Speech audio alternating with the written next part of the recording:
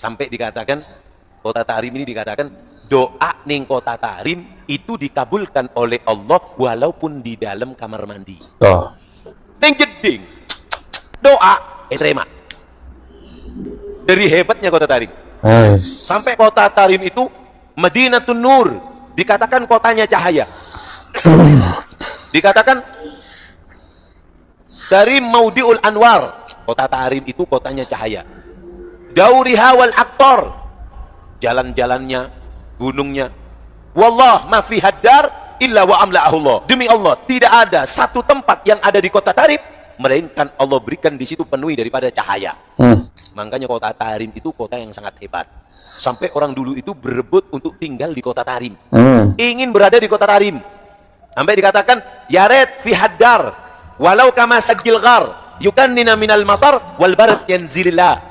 Ada seorang syekh namanya Syekh Sawab, penyair ulung, penyair terkenal, mengatakan bahwasannya yaret fi haddar, seandainya aku punya tempat di kota Tarim, coba aku punya rumah di kota Tarim, walau kama sajil ghar, walaupun rumahku itu kecil seperti gua, yukannini minal matar wal barat yanzilillah, yang bisa melindungi aku dari hujan dan dingin yang Allah turunkan.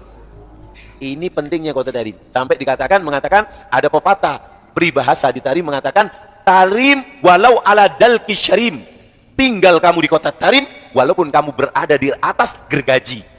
Syarim itu arit tapi seperti gergaji. Kalau di sini kan gergajinya lurus. Kalau di Tarim itu arit tapi ada gigi-giginya. Manfaatnya apa? Untuk motong kurma. Grek, langsung jatuh. Itu namanya syarim. Sampai dikatakan Tarim walau ala dalki syarim, tinggal kamu walaupun di atas gergaji. Artinya apa? Beradalah kamu di kota Tarim walaupun kamu dalam keadaan menderita. Kan menderita di atasnya gergaji, sakit, perih, pedih, tetap di sana. Itu kenapa? Apa yang ada di kota Tarim? Karena kota Tarim adalah kotanya para wali. Kota yang sangat hebat. Sampai dikatakan di kota Tarim itu yang jadi wali bukan hanya walinya bukan hanya dari orang laki. Orang perempuan pun jadi wali. Bisa dijadikan untuk tawasul. Anak kecil yang ada di kota Tarim bisa digunakan untuk tawasul kepada Allah. Sampai dikatakan ad'u bisadat mautinuhum Tarim. Aku memohon kepada Allah, kepada mereka para aulia Allah pemimpin yang ada di kota Tarim. Rijaluhum wa atfaluhum summa harim. Aku meminta kepada Allah barokahnya orang yang ada di kota Tarim, para wali laki, wali perempuan, dan juga bayi yang ada di kota Tarim. Bayinya yang ada di kota Tarim, bayi itu sudah jadi wali. Oh, teman-temannya, sebegitu luar biasanya pujiannya terhadap kota Tarim, teman-teman. Tapi terbalik justru ya, justru mereka-mereka ini betah tinggal di Indonesia. Ya, coba bayangkan pujiannya ya, saking luar biasanya katanya kota Tarim, berdoa di dalam kamar mandi, teman-teman ya, diijabah doa tersebut.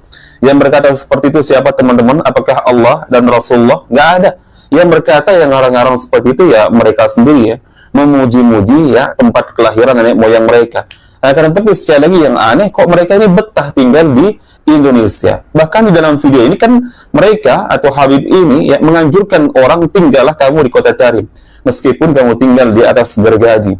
Ya, itu sebuah perumpamaan meskipun kamu dalam kondisi menderita. Karena apa, teman-teman? Ya, katanya kota Tarim itu adalah dipenuhi oleh para wali. Ya, subhanallah ya. Seolah-olah nggak ada wali di tempat lain, teman-teman ya. Sampai dinarasikan seolah-olah kota Tarim ini ya mengungguli kota-kota yang lainnya. Bahkan dikatakan oleh Habib ini apa, teman-teman ya? Tidaklah bayi-bayi tersebut baru lahir, melainkan mereka langsung menjadi wali. Ya, belum tubuh kumis saja, teman-teman, anak kecil di sana sudah bisa menjadi wali, teman-teman. Bahkan bisa dijadikan untuk wasilah bertawasul kepada Allah Azza wa Jalla. Ini subhanallah, teman-teman ya. Pujian yang sangat-sangat tidak memiliki dasar, teman-teman ya. Nggak akan mungkin bisa dibandingkan kota Makkah, Madinah dengan kota-kota lainnya, teman-teman. Bayangkan, satu kali sholat di kota Makkah, di kota Madinah, kemudian di Palestina ya, Masjidil Aqsa, ya sampai ribuan kali lipat. Itu saja sudah membuktikan bahwa Makkah, Madinah, kemudian ya di Palestina ya, Masjidil Aqsa mengungguli seluruh masjid yang lain yang ada di muka bumi ini. Ya, semegah apapun masjid tersebut, teman-teman. Bayangkan, ibadah haji juga setiap waktu orang berkumpul sampai jutaan manusia, teman-teman, kemana? Ke kota Makkah dan kota Madinah. Kemudian juga di situ bisa kita menziarahi kuburan Rasulullah sallallahu alaihi wasallam di mana? Di Madinah, teman-teman. Lalu dari mana ini keunggulan kota Tarim ini bisa melebihi kota Mekah dan Madinah? Bahkan juga jelas hadis Rasulullah SAW mengatakan, teman-teman, kalau kamu bisa mati di kota Mekah, maka matilah di kota Mekah, atau mati di kota Madinah. Itu sabda Rasulullah SAW yang jelas ada dalilnya, teman-teman, ya. Bukan dari hasil karangan-karangan seperti ini, ya, memuji negeri nenek moyang mereka sendiri, teman-teman, ya, melebihi kota Mekah dan kota Madinah. Namun sebaliknya, teman-teman, ya, dia justru betah tinggal di Indonesia. Dan ingat, teman-teman, sekali lagi, ya, Rasulullah bersabda, dua kota yang tidak bisa dimasuki oleh Dajjal adalah Mekah dan Madinah. Itu berarti semua tempat, semua kota, semua permukaan bumi bisa dimasuki oleh Dajjal, teman-teman, ya, tak terkecuali Yaman atau kota Tarim, teman-teman. Maka dari mana, ya, kemuliaan kota Tarim, ya, seperti yang dikatakan oleh Habib ini, melainkan ini murni karangan dia sendiri, teman-teman. Ini murni karangan dia sendiri. Kalaupun dia mengutip sebuah perkataan, ya, perkataan junjungan mereka tanpa melalui hadis Nabi Sallallahu Alaihi Wasallam. Tapi kalau mengenai kemuliaan kota Mekah, kota Madinah yang tidak bisa dimasuki oleh Dajjal, itu jelas hadisnya. Ya, kemudian sholat sampai ribuan kali lipat, teman-teman, ya, perbandingannya antara Masjidil Haram, Masjid Nabawi, kemudian Masjidil Aqsa dibandingkan dengan seluruh masjid yang ada di dunia ini, termasuk kota Yaman, Tarim, teman-teman, ya, itu jelas ada hadisnya. Kemudian juga Rasulullah bersabda, teman-teman, Islam itu akan kembali ke Madinah, teman-teman, ya, sebagaimana ular berputar di sarangnya. Itu artinya, teman-teman, ya, kota Madinah atau Mekah, teman-teman, dijaga kemurnian syariatnya, teman-teman. Ya, karena kita tidak aneh, ya. Nabi kita dari mana asalnya, teman-teman? Dari Mekah. Ya, meninggalnya di kota Madinah. Makanya ada hadis juga yang menyatakan Rasulullah bersabda, la tusaddu rihal illa ila thalathati masajid, al-Masjidil Haram wa Masjidil Hadza, al-Masjidil Aqsa. Tidak diperbolehkan, ya, melakukan perjalanan jauh, teman-teman, dengan tujuan yang katanya misalkan wisata religi, ya, mau menziarahi makom ini, tidak diperbolehkan, kecuali kata Rasulullah, illa ila thalathati masajid, kecuali 3 masjid, yaitu Masjidil Haram, teman-teman, kemudian Masjid Nabawi, ya, di Madinah, kemudian Masjidil Aqsa di Palestina. Ini jelas sabda Rasulullah Sallallahu Alaihi Wasallam. Karena apa, teman-teman, ya? Kamu mau ke kota ini, ya, mau berziarah makam ini, mau masuk ke masjid ini, sama semua pahalanya, teman-teman, ya. Antara 25 derajat atau 27 derajat kalau sholat berjamaah, teman-teman. Akan tetapi, teman-teman, ya, kita pergi ke kota Mekah, ya, 1 kali sholat saja, teman-teman, di Masjidil Haram ribuan kali lipat, teman-teman. Ini membuktikan bahwa kota Mekah, Madinah tidak mampu diungguli, teman-teman. Apalagi oleh kota Tarim, teman-teman. Meskipun Yaman pernah didoakan oleh Rasulullah Sallallahu Alaihi Wasallam, ya, didoakan semoga diberkahi, tapi bukan berarti, teman-teman, ya, itu menjadi dalil, ya, keunggulan kota Yaman, ke negeri Yaman atau kota Tarim dibandingkan Mekah dan Madinah, teman-teman. Maka silahkan pelajari dalil-dalil tentang kemuliaan kota Mekah, Madinah, kemudian Palestina, teman-teman, ya. Maka kalian akan paham, teman-teman, ya, statement-statement narasi-narasi seperti ini, ya, yang dikatakan oleh Habib ini murni di karang-karang, teman-teman, ya. Taib. Mungkin itu yang bisa kita share-share, teman-teman, di video kali ini. Semoga bermanfaat. Insya Allah kita bertemu lagi di video berikutnya. Barakallahu fikum. Assalamualaikum warahmatullahi wabarakatuh.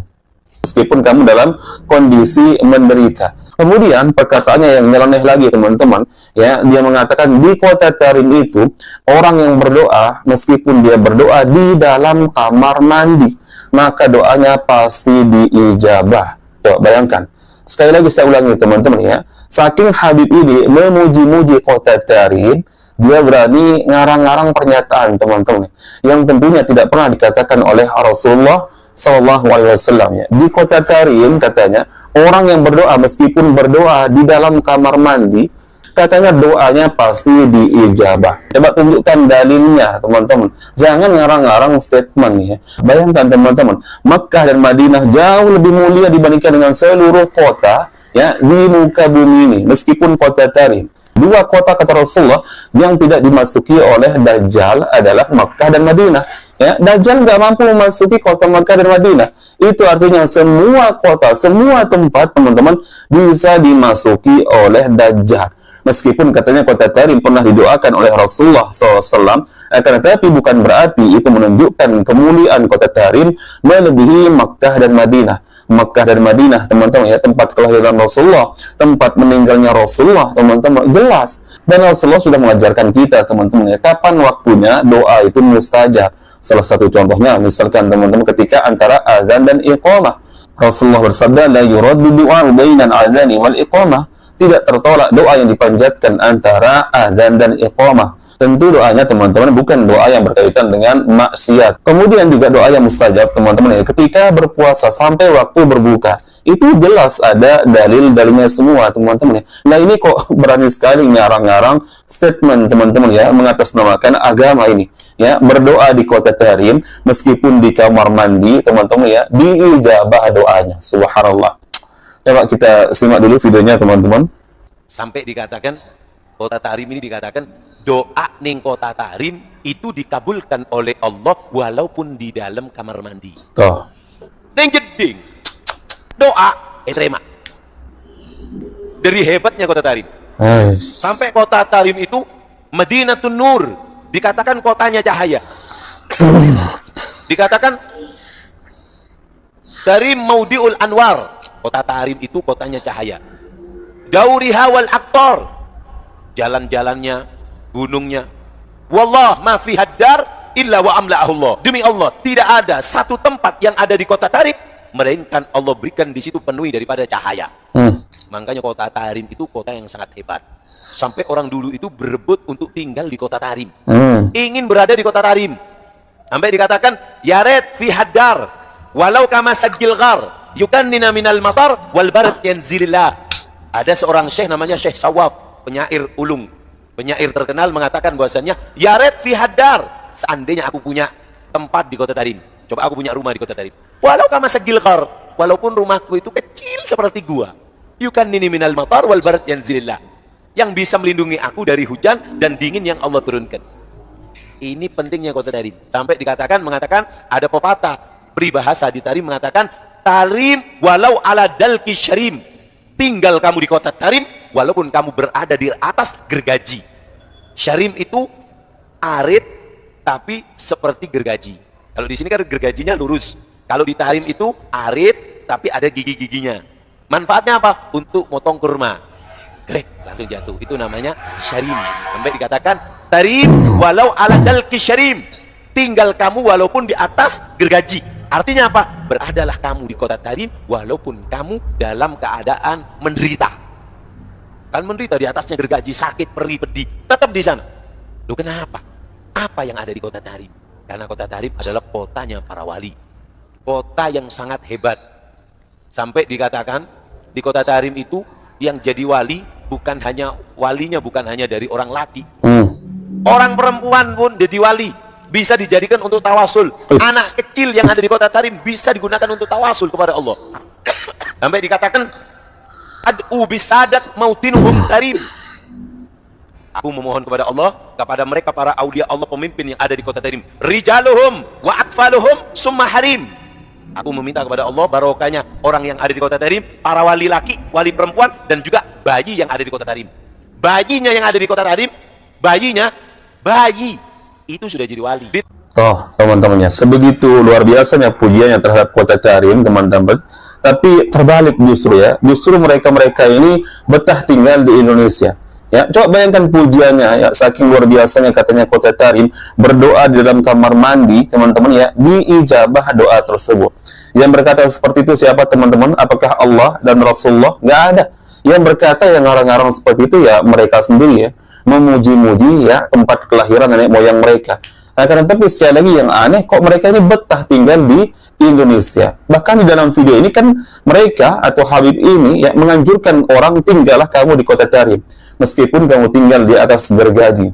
Ya, itu sebuah perumpamaan meskipun kamu dalam kondisi menderita. Karena apa teman-teman ya? Katanya kota Tarim itu adalah dipenuhi oleh para wali. Ya, subhanallah ya. Seolah-olah nggak ada wali di tempat lain teman-teman ya. Sampai dinarasikan seolah-olah kota Tarim ini ya mengungguli kota-kota yang lainnya. Bahkan dikatakan oleh Habib ini apa teman-teman ya? Tidaklah bayi-bayi tersebut baru lahir, melainkan mereka langsung menjadi wali. ya, belum tumbuh kumis saja, teman-teman, anak kecil di sana sudah bisa menjadi wali, teman-teman. Bahkan bisa dijadikan untuk wasilah bertawasul kepada Allah Azza wa Jalla. Ini subhanallah, teman-teman ya. Pujian yang sangat-sangat tidak memiliki dasar, teman-teman ya. Nggak akan mungkin bisa dibandingkan kota Makkah, Madinah dengan kota-kota lainnya, teman-teman. Bayangkan, satu kali sholat di kota Makkah, di kota Madinah, kemudian di Palestina ya, Masjidil Aqsa, ya sampai ribuan kali lipat. Itu saja sudah membuktikan bahwa Makkah, Madinah, kemudian ya di Palestina ya, Masjidil Aqsa mengungguli seluruh masjid yang lain yang ada di muka bumi ini. Ya, semegah apapun masjid tersebut, teman-teman. Bayangkan, ibadah haji juga setiap waktu orang berkumpul sampai jutaan manusia, teman-teman, kemana? Ke kota Makkah dan kota Madinah. Kemudian juga di situ bisa kita menziarahi kuburan Rasulullah sallallahu alaihi wasallam di mana? Di Madinah, teman-teman. Lalu dari mana ini keunggulan kota Tarim ini bisa melebihi kota Makkah dan Madinah? Bahkan juga jelas hadis Rasulullah SAW mengatakan, teman-teman, kalau kamu bisa mati di kota Makkah, maka matilah di kota Makkah, atau mati di kota Madinah. Itu sabda Rasulullah SAW yang jelas ada dalilnya, teman-teman ya. Bukan dari hasil karangan-karangan seperti ini. Ya, memuji negeri nenek moyang mereka sendiri, teman-teman ya, melebihi kota Makkah dan kota Madinah. Namun sebaliknya, teman-teman ya, dia justru betah tinggal di Indonesia. Dan ingat, teman-teman, sekali lagi ya, Rasulullah bersabda, dua kota yang tidak bisa dimasuki oleh Dajjal adalah Makkah dan Madinah. Itu berarti semua tempat, semua kota, semua permukaan bumi bisa dimasuki oleh Dajjal, teman-teman ya, tak terkecuali Yaman atau kota Tarim, teman-teman. Maka dari mana ya kemuliaan kota Tarim ya, seperti yang dikatakan oleh Habib ini, melainkan ini murni karangan dia sendiri, teman-teman. Ini murni karangan dia sendiri. Kalaupun dia mengutip sebuah perkataan, ya perkataan junjungan mereka tanpa melalui hadis Nabi Sallallahu Alaihi Wasallam. Tapi kalau mengenai kemuliaan kota Makkah, kota Madinah yang tidak bisa dimasuki oleh Dajjal, itu jelas hadisnya. Ya, kemudian sholat sampai ribuan kali lipat, teman-teman ya, perbandingannya antara Masjidil Haram, Masjid Nabawi, kemudian Masjidil Aqsa dibandingkan dengan seluruh masjid yang ada di dunia ini, termasuk kota Yaman, Tarim, teman-teman ya, itu jelas ada hadisnya. Kemudian juga Rasulullah bersabda, teman-teman, Islam itu akan kembali ke Madinah, teman-teman ya, sebagaimana ular berputar di sarangnya. Itu artinya, teman-teman ya, kota Madinah atau Makkah, teman-teman, dijaga kemurnian syariatnya, teman-teman. Ya, karena kita tidak aneh ya. Nabi kita dari mana asalnya, teman-teman? Dari Makkah. Ya, meninggalnya di kota Madinah. Makanya ada hadis juga yang mengatakan Rasulullah bersabda, la tusaddu rihan illa ila thalathati masajid, al-Masjidil Haram wa Masjidil Hadza, al-Masjidil Aqsa. Tidak diperbolehkan ya melakukan perjalanan jauh, teman-teman, dengan tujuan yang katanya misalkan wisata religi, ya, mau menziarahi makom ini, tidak diperbolehkan, kecuali kata Rasulullah, illa ila thalathati masajid, kecuali 3 masjid, yaitu Masjidil Haram, teman-teman, kemudian Masjid Nabawi ya di Madinah, kemudian Masjidil Aqsa di Palestina. Ini jelas sabda Rasulullah Sallallahu Alaihi Wasallam. Karena apa, teman-teman ya? Kamu mau ke kota ini, ya, mau berziarah makam ini, mau masuk ke masjid ini, sama semua pahalanya, teman-teman ya. Antara 25 derajat atau 27 derajat kalau sholat berjamaah, teman-teman. Akan tetapi, teman-teman ya, kita pergi ke kota Makkah ya, satu kali sholat saja, teman-teman, di Masjidil Haram ribuan kali lipat, teman-teman. Ini membuktikan bahwa kota Makkah, Madinah tidak mampu diungguli, teman-teman. Apalagi oleh kota Tarim, teman-teman. Meskipun Yaman pernah didoakan oleh Rasulullah Sallallahu Alaihi Wasallam ya, didoakan semoga diberkahi, tapi bukan berarti, teman-teman ya, itu menjadi dalil ya keunggulan kota Yaman, ke negeri Yaman atau kota Tarim dibandingkan Makkah dan Madinah, teman-teman. Maka silahkan pelajari dalil-dalil tentang kemuliaan kota Makkah, Madinah, kemudian Palestina, teman-teman ya. Maka kalian akan paham, teman-teman ya, statement-statement narasi-narasi seperti ini ya, yang dikatakan oleh Habib ini murni di karang-karang, teman-teman ya. Baik, mungkin itu yang bisa kita share, teman-teman, di video kali ini. Semoga bermanfaat.